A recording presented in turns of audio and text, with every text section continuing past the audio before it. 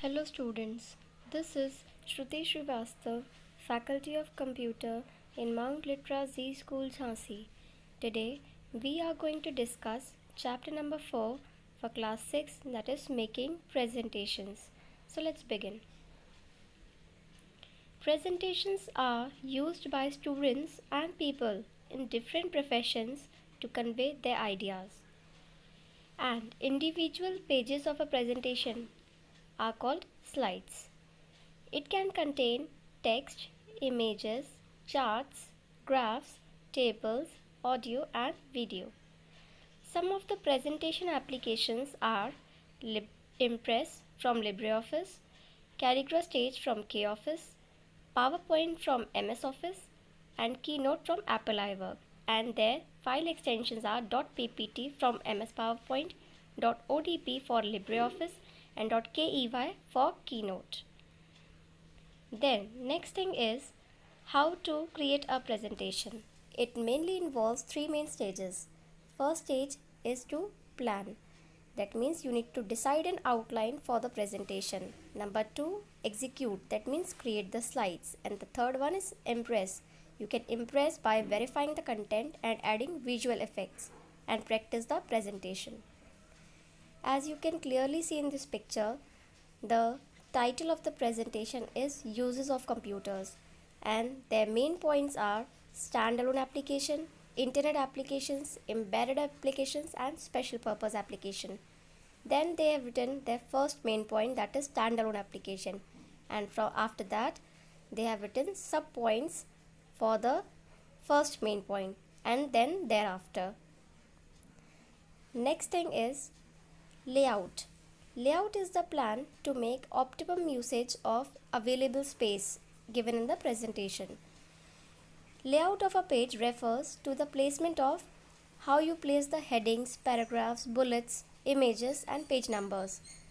Layout of a slide refers to the placement of the title, bullets, text, images, slide numbers, and other information on the slides.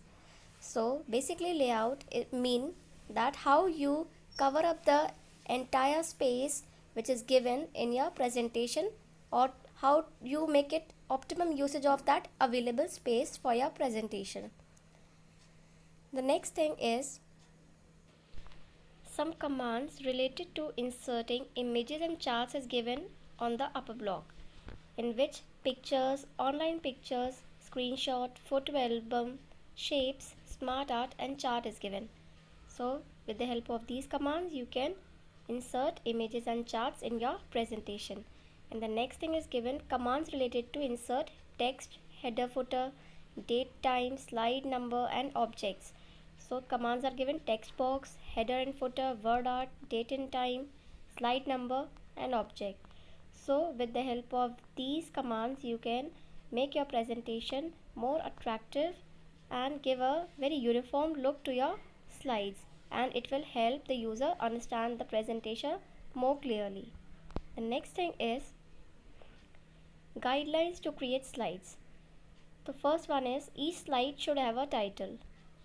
Then each slide should ideally not have more than 5 sub-points. Avoid writing paragraphs of information on the slides. Instead of write crisp points. Then if the time allotted for the presentation is limited, create the slides accordingly. For example, you are given 20 minutes, then you should create about 10 slides. The next thing is make sure that the images and graphs used in the slides are not distracting.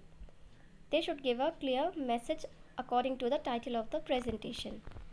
The next thing is be aware of the copyright issues while using content from various resources. Then images or graphs should appear on the same side of all the slides. For example, images may appear on the right hand side or the bottom of the slides throughout the presentation. Next is custom animation. So it helps in controlling the animation or changing or removing an animation. Then selecting the order of appearance, that which slide will going to come first, how, in what way it will going to come first, applying transitions and all, using the play option, you can preview your animation or whatever effects you have put there. You can just view that in what way the text or slide or images will going to appear in your presentation. So it helps in giving the uniform look to your slides, and it makes your slides much more attractive. Now some guidelines are given for the visual style. So the first one is, we must ensure that uniform font should be used throughout the presentation, and we must avoid using more than one font. Second one is, we must check that the font size of the title must be bigger than the font size of text on the slide. Then follow only one alignment style across the presentation, and ensure that the text or images do not touch the borders of the slides. Then do not use all capital letters in the content because it seems like as if we are screaming. The next thing is, text font color should be in contrast with the background color for better visibility. For example, black text on white background or white text on black background. Then we should also avoid using more than 3 different colors on one slide.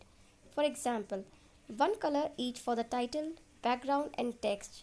Then slide elements like text, graphics can be animated to emphasize the content.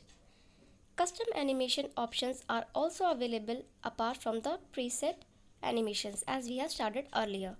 Then adding transitions between two slides. It provides a visual and logical changeover from one slide to the other. Then use animations sparingly as they can distract the viewers and also affect the presentation. For example, images may appear on the right hand side or the bottom of slides throughout the presentation. So these are all the guidelines that you must follow while making presentation. Then after making the presentation, you can view your presentation with the help of slideshow. For this, you need to click the F5 key or select the slideshow option under view. Then you can also use arrow keys to navigate between the slides. Now in this chart, a where is given, in which it indicates how a user must be aware while making presentation or posting it online. So here A stands for awareness about copyright, as a lot of content under copyright is indicated by C. This means that the content cannot be copied or reused without permission from the copyright owner. The content could be images, text, audio, video, applications, operating system, etc.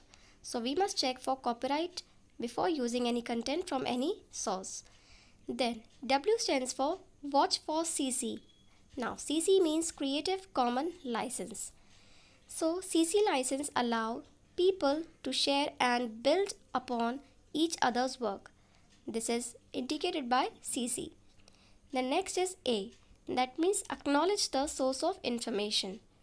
That means if you use content from any of the source, always acknowledge the sources, that from where you are taking help. Suppose you are taking help from internet, from any website, then you should mention the name of the website, that from which so and so website you took the help or you took the content from that website. Then next is R. R stands for reject plagiarism. Plagiarism, I already told you that it is word to word copying someone else's work and pretending it is as your own, and it is unethical, so we must not do plagiarism. Next is E.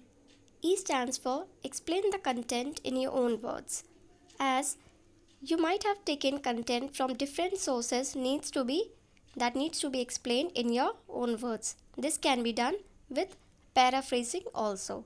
So you must keep in mind all the aware points while making presentation or while taking content from internet.